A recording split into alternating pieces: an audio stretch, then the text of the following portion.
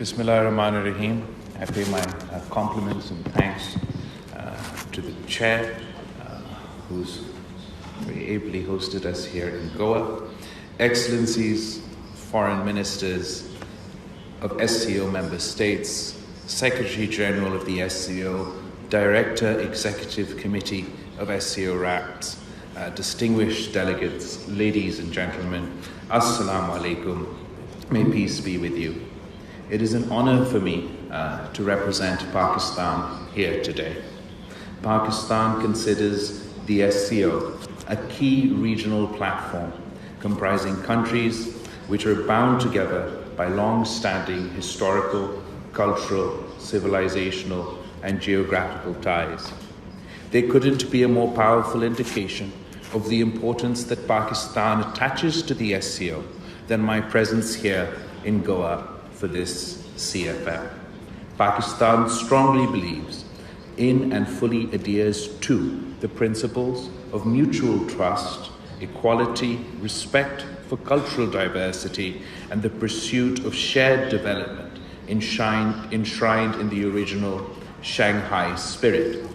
These principles are in perfect alignment with Pakistan's own vision of enhanced regional economic connectivity, win-win cooperation, and we believe the SCO could be a key platform for taking this vision of Eurasian connectivity to the next level. Pakistan's location at the crossroads of South Asia and the Middle East makes it an ideal trade conduit for the entire region. Last year's Samarkand Declaration made a timely call for building efficient transport corridors, reliable supply chains in the region. Investing in our collective connectivity capacities is crucial to advancing our shared vision for an economically integrated region. In that spirit, Pakistan looks forward to hosting the Conference on Transport Connectivity for Regional Prosperity in September 2023. The China-Pakistan Economic Corridor can similarly be a force multiplier for regional connectivity. For too long, we have lamented the lack of connectivity between our economies, an impediment to regional trade and investment. The China-Pakistan Economic Corridor does not only connect Pakistan to its neighbor China. CPEC offers all countries invested in the commonality of the future of this region to take the journey further and connect the dots towards full regional economic integration. Excellencies, in a world facing geopolitical flux, dividing the world between us and them, the SCO has emerged as a platform for promoting mutual understanding, security, and development through constructive and mutually beneficial cooperation. SCO's increasing influence and relevance is confirmed by its growing appeal. With each passing year, more countries are joining the organization, either as dialogue partners or observers or full members. We congratulate brotherly Iran, which would soon become the newest member of the SCO family. We welcome the accession of Bahrain, Kuwait, Maldives, Myanmar, and the United Arab Emirates as new dialogue partners, and look forward to welcoming Belarus as a full member in the near future. Excellencies, in a bitterly divided world, humanity faces the greatest challenges we have ever faced. We've survived the COVID pandemic with our economy shaken, people's patience tested, and many questions arising about our readiness to face the next global crises. The climate crisis poses an existential threat to humanity.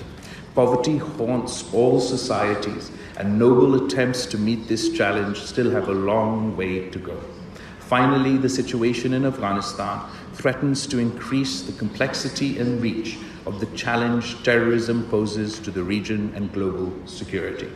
The solution to our collective challenges should be collective action, not a divided reaction.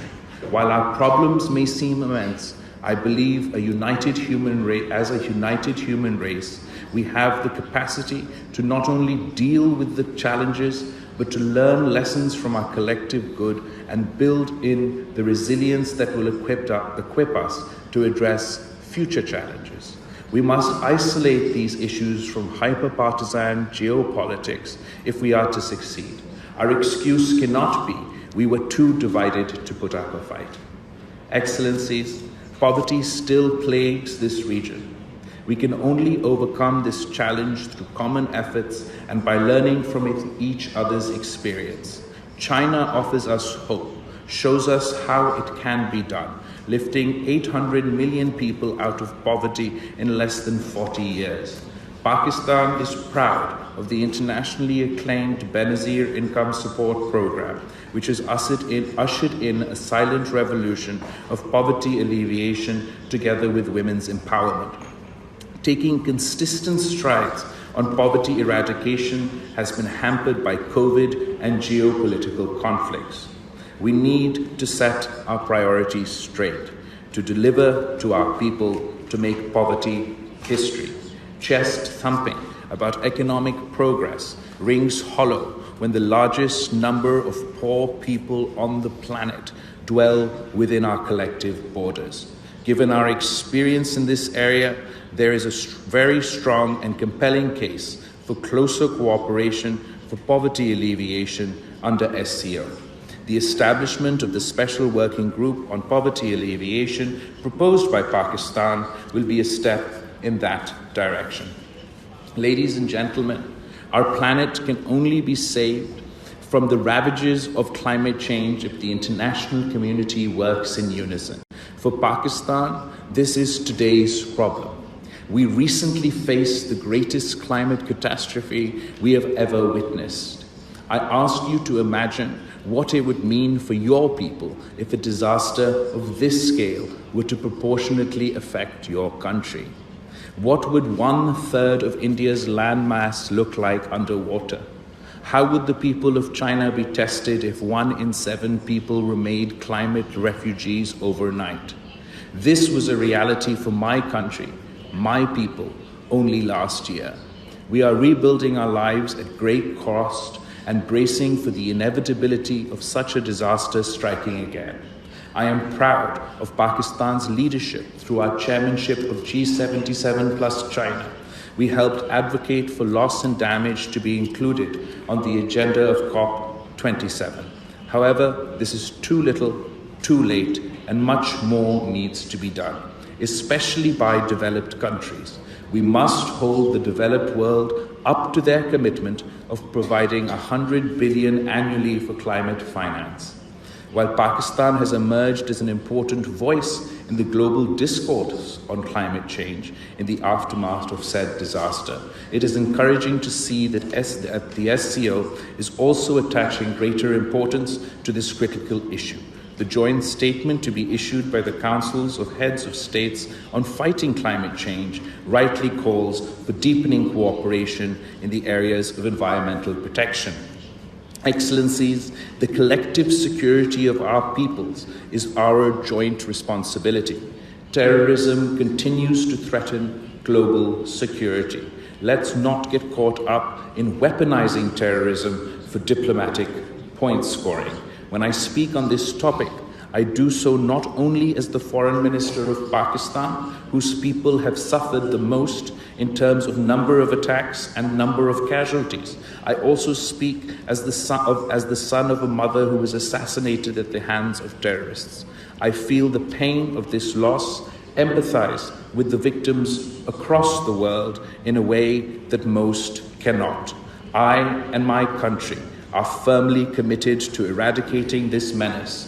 This requires not only a comprehensive approach, but also a collective approach. It demands we address the root causes as well as the threats posed by specific groups. It requires that we let this challenge unite us to fight it rather than divide us to become its victims. Our success requires us to isolate this issue from geopolitical partisanship. Practical, pragmatic solutions exist for us to put an end to this chapter once and for all. We must stop conflating non-state actors with state actors, condemn all forms of terrorism, including state-sponsored terrorism.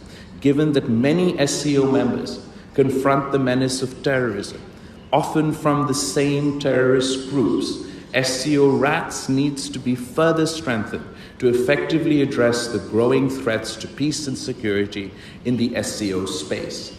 Excellencies, the situation in Afghanistan has added new complications for global security. We continue to call for the international community to meaningfully engage with the Afghan interim government.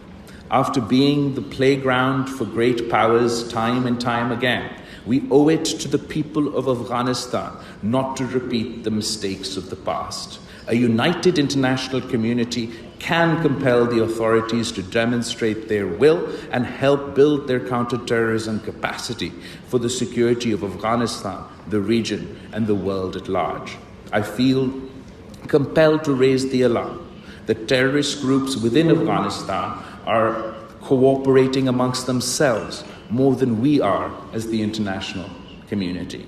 As the country that will be the first but not the last to suffer the consequences, Pakistan calls on the international community to work towards addressing these security concerns so we can unlock the true potential not only of Afghanistan but the region as a whole.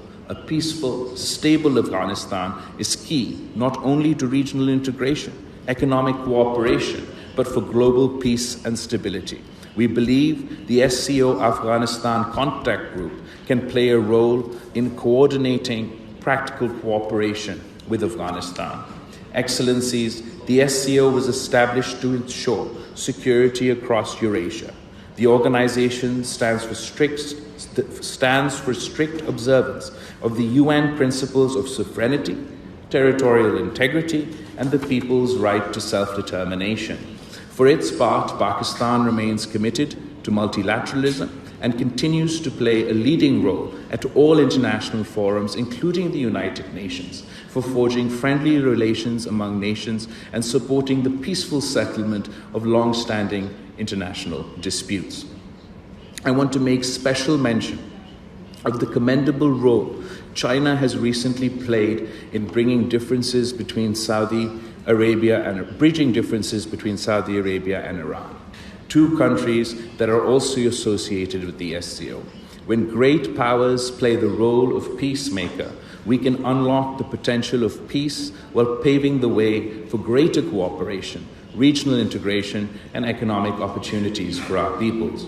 We must ensure respect for the universally recognized principles within the SCO.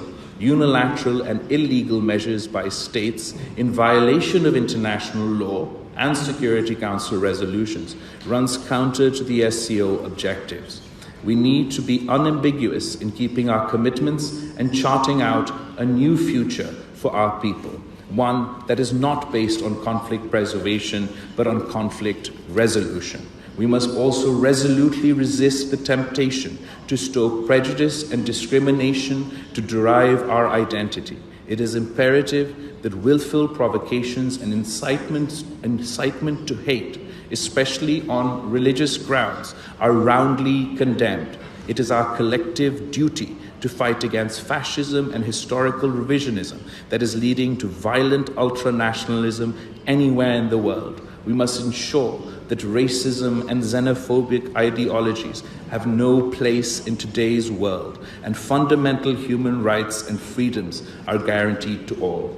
I would like to conclude by reaffirming Pakistan's unwavering support and commitment to the SCO's goals and objectives. The SCO represents more than 40% of the world's population and almost a quarter of the world's GDP. In other words, the SCO represents the future, and it can be a glorious and prosperous future for all of us, if only we can work together to seize it. I thank you.